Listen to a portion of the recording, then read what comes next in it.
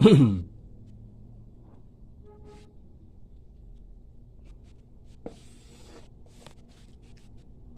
Alan Style.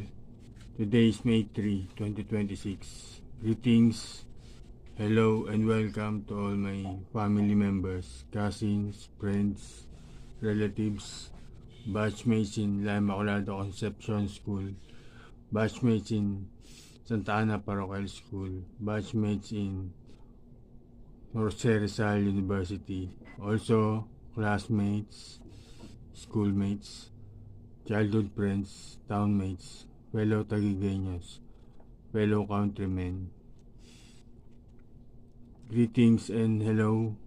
Welcome to all my family members, cousins, contacts, friends from the USA, Ukraine, France, Finland, fellow countrymen, Taguigueños, townmates, relatives, batchmates and classmates at La Immaculada Concepcion School, batchmates and classmates at Santa Ana Parochial School, batchmates and classmates at Jose Rizal University, childhood friends,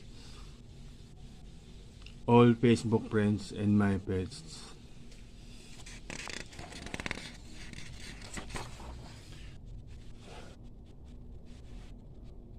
My question to all of you is, why you don't care or neglect the animals, especially dogs and cats, when they are also part of nature or universe? You call them also creatures or children of God. Do you only think of yourself or your fellow human beings only? Thank you. Bye.